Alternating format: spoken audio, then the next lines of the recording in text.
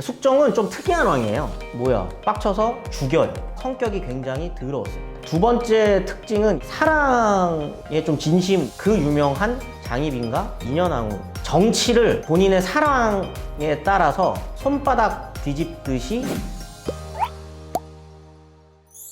네, 세 번째로 제가 말씀드릴 시대는 조선시대입니다. 조선시대를 이해하는데 가장 핵심적으로 알아봐야 될 건 붕당입니다. 붕당 중에서도 붕당이 붕괴되는 과정에 대해서 얘기를 드릴 건데요.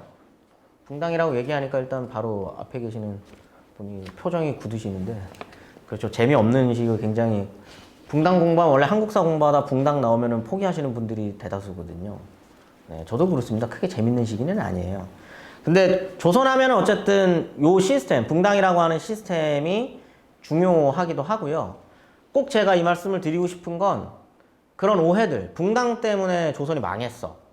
이런 오해들이 조금 있어서 이런 거는 조금 짚고 넘어가야 될 필요가 있지 않을까라는 생각에서 제가 붕당을 갖고 왔거든요. 붕당이 과연 조선을 망친 그냥 파벌 싸움에 불과했느냐? 그렇지는 않습니다. 지금은 그러면 뭐 지금은 더 난리게요? 지금도 정당 막 서로 다 쪼개져가지고 싸우고, 정당 안에서도 서로 의견이 다르고, 무엇인가 국가를 운영함에 있어서 의견들이 서로 나뉘고, 지금 뭐 여당 야당은 뭐 국회의원들 또 그런 국회의원이 있긴 있습니다만, 어쨌든 뭐 다 자기의 입속만 채리려고 하는 사람들이, 그런 사람들은 아니거든요. 나름대로 자기네들은 한국의 발전을 위해서 하는 얘기들인 거잖아요. 똑같습니다. 붕당도 뭐 나름 다 각자 자신의 정파의 이익을 위해서 싸우기도 하겠지만, 그 정파의 이익이라는 게 이게 조선을 위한 길이라고 생각했기 때문에 그걸 주장하는 거거든요. 근데 이게 없는 사회를 오히려 생각해 보세요. 하나의 국가 시스템 안에 여러 가지 의견이 치열하게 논쟁하는 게 아니라 하나의 생각만으로 국가가 운영되고 모든 국민이 그 하나의 어떤 그 주장을 위해서 달려나가는 시스템. 이상하지 않나요? 근데 있었죠. 그거 우리는 뭐라고 부르죠? 파시즘이라고 부릅니다. 그런 전쟁으로 달려나갈 거 아니면 당연히 다양한 사람들이 다양한 주장, 각자의 나라의 성장을 위해서 할 수 있는 거거든요. 붕당도 마찬가지라는 거. 이걸 꼭 기억할 필요가 있을 것 같습니다. 붕당이라고 하는 게 처음에 시작되었을 때 이제 선조 무렵이었겠죠. 그때 이제 뭐 동인, 서인, 북인, 남인 뭐 이렇게 나뉘어가지고, 광해군이 올라왔을 때는 또 막 누구 북인이 장악했다가 어쩌고 저쩌고 막 이러면 여러 가지 것들이 막 머리 아픈 일들이 많이 떠오르실 텐데, 우리가 지금 얘기하려고 하는 이 시점은 붕당의 갈등이 심화되었다가 붕괴되는 시점이거든요. 그게 언제냐? 흔히 얘기하는 임진왜란과 병자호란이 끝났었을 때, 이때 그 조선은 선택을 해야 했습니다. 왜냐? 자존심에 엄청난 상처가 났거든요. 저기 북쪽에 오랑캐의 나라가 중원을 차지하고, 오랑캐 나라의 고개를 숙여야 했었던, 흔히 얘기하는 그 삼전도의 어떤 굴욕이라고 하는 그 겪고 난 이후에 조선의 성리학자들 입장에서는 그 생각이 굉장히 복잡한 거예요. 우리가 지금 관계를 맺고 충성을 해야 되는 존재들은 오랑캐지만, 본인들이 생각하는 성리학적 가치에서는 그게 허용될 수 없는, 그러다 보니까 이 성리학을 중심에 두고 엄청난 근본주의적 생각들을 하게 됩니다. 좀 극단적인 자존심 싸움이 시작이 되는 거예요.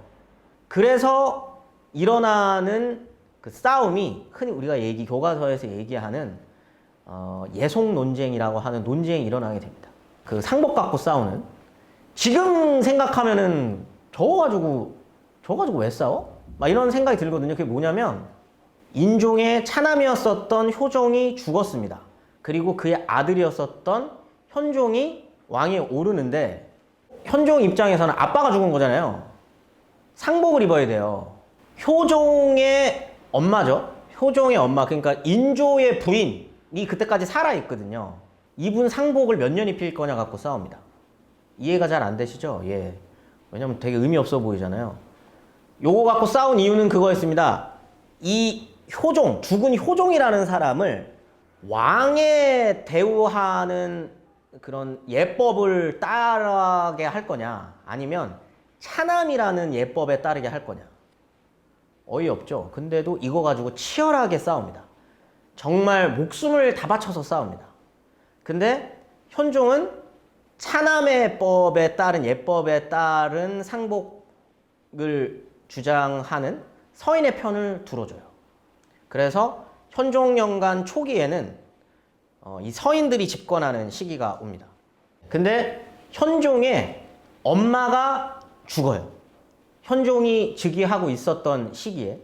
근데 그때도 여전히 인조의 그 부인이 아직까지도 살아 있었거든요.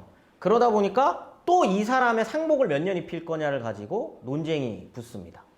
근데 이때는 현종이 그 지난날에 아버지를 차남으로 인정하면서 제대로 예를 갖추지 못했었던 거를 뒤집고 남인이 주장하는 왕의 예법에 따라서 상복을 입어야 된다라고 하는 거를 이제 손을 들어주게 됩니다. 그러면서 이제 남인이 최종적으로 승리를 하면서 효종이 죽게 되거든요. 그 다음으로 즉위하는 왕이 누구냐면 숙종입니다. 숙종은 좀 특이한 왕이에요. 어느 정도로 특이한 왕이냐면 정말 오랜만에 등장한 적장자 계승의 왕이에요. 그러니까 첫째가 왕이 된, 이거 별거 아닌 것 같지만 조선시대에서는요, 의미가 엄청나거든요. 태클을 걸 수가 없어요. 아까 얘기했잖아요. 효종이 인조의 차남이라는 이유로 그렇게 치욕을 당했었을 만큼 차남이 왕위 계승을 하면 정통성이 조금 흔들립니다. 근데 이 사람은 그럴 게 없는 거죠. 적장자로서 왕이 된 거예요. 게다가 성격이 굉장히 더러웠습니다. 굉장히 아나무인이었고 성격이 굉장히 괴팍했어요. 숙종의 엄마가 그런 얘기까지 하거든요. 얘는 4배로 낳았지만 아침, 점심, 저녁 성격이 달랐고 내가 카바를 못 쳐주겠다고 할 정도로 성격이 굉장히 괴팍했었던 왕입니다. 두 번째 특징은, 이 숙종의 특징은 약간 금사빠라고 해야 될까요? 약간 사랑에 좀 진심인 왕이에요. 그리고 금방 사랑에 빠지거든요.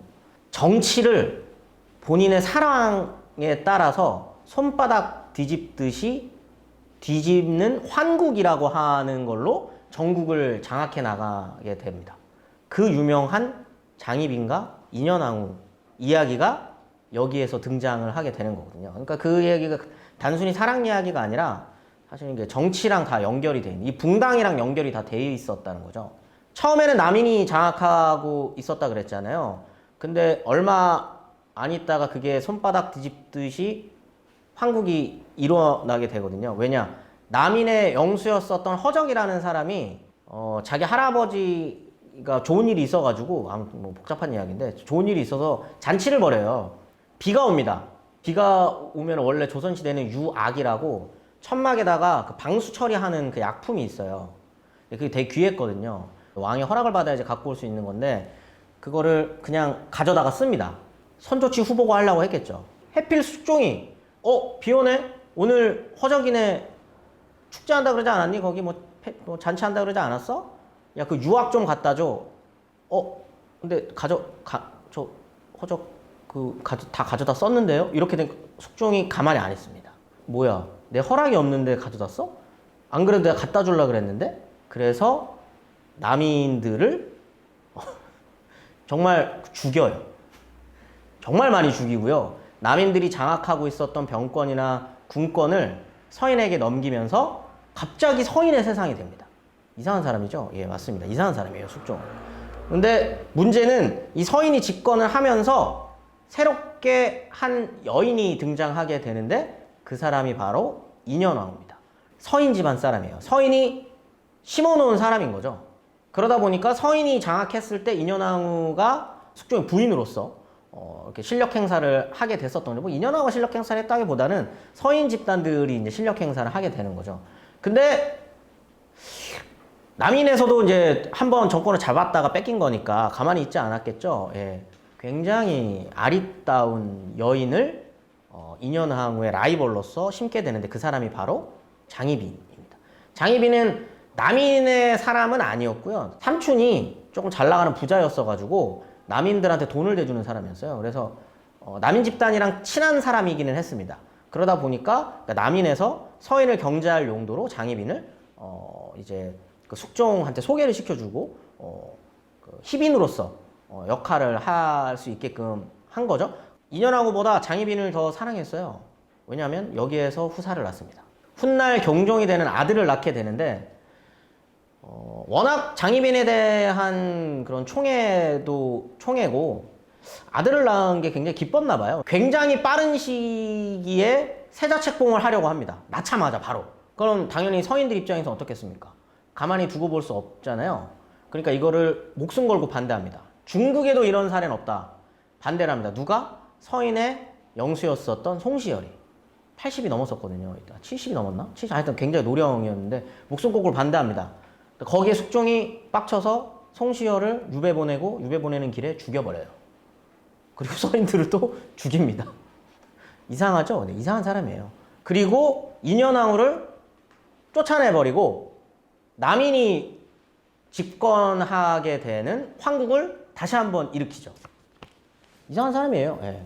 단순히 그럼 붕당 간에 예속 논쟁 그 별거 아닌 것 같고 막 이상한 이야기 같지만 나름대로는 제가 말씀드렸다시피 조선을 위한 어떤 그런 거였잖아요. 근데 숙종 때는 그게 아니에요. 자기가 원하는 대로 자기의 기분에 따라서 손바닥 디디듯이 전국을 그냥 바꿔버리는 이런 일을 벌이기 시작을 하는 겁니다. 근데 아직 한 번 더 남았어요. 그게 뭐냐? 장희빈이 이제 어느 정도 나이가 차니까 숙종이 젊은 여자를 찾아요. 예, 이게 숙빈 채 씨라고 이때는 숙원 채 씨였죠. 그 사람이랑 사랑에 빠집니다. 아니나 다를까 그 사람 사이에서 아들까지 낳아요. 그게 훗날 영조가 되는 사람이거든요. 장희빈과 남인 세력들이 난리가 난 거죠. 그러다 보니까 이제 그 사람들이 막 구판을 벌입니다. 실제로. 구술해요. 죽으라고. 숙빈채 씨 죽으라고. 근데 그게 걸려요. 숙종한테 걸리거든요. 거기에 빡쳐서 남인 세력들을 또 작사를 냅니다. 그리고 인현왕후를 다시 불러들이고 장희빈이 중전까지 올라갔다가 다시 희빈으로 강등이 되고 이런 상황이 또 한 번 더 일어나게 되는 거예요. 또다시 황국이 일어나게 되는 거죠. 근데 결정적으로는 인현왕후가 얼마 안 있다가 죽습니다. 다시 중전이 됐지만. 근데 굉장히 공교롭게 장희빈의 그 집 근처에서 이상한 구판이 벌어졌다는 또 소문이 들린 거예요. 숙종 입장에서는 뭐야? 나 아직도 정신 못 차렸구나. 이번에는 인현왕후를 죽으라고 이렇게 한 거니? 라고 해서 아예 장희빈한테 사약을 내리고 죽게 되고 남인 집단은 완전히 몰락하게 되는 일이 벌어지게 되는 거죠. 그 이후로는 서인이 중심을 잡고 이 서인 중에서 이 장희빈과 훗날 경종이 되는 이 사람의 그 처우를 어떻게 할 것인가를 두고 노론과 서론으로 나뉘게 되고 이후에는 또 뭐 시파, 벽파 뭐 이렇게 쭉쭉 나뉘게 되는 붕당이 일어나게 되지만 숙종이 황국이라고 하는 걸로 붕당 시스템을 붕괴한 이후로는 사실 붕당 간의 싸움은 의미가 없는 거예요. 이제 더 이상 조선을 어떤 나라로 발전시킬 것인가의 싸움이 아니고요. 상대 붕당이 집권을 하지 못하도록 그냥 쟤네가 정권을 잡으면 안 되도록 하는 목숨을 건 의미 없는 투쟁만이 남게 되는 거죠. 그러면서 조선이 어떻게 돼야 될 것인가에 대한 논의와 건전한 토론과 논의는 더 이상 정계에서 사라지게 되는 겁니다. 붕당이 어떻게 해서 무너졌는가? 그다음에 원래 붕당은 그런 시스템이 아니었다라는 거를 알려드리면서 이번 강의는 이 정도에서 마무리하는 걸로 하겠습니다.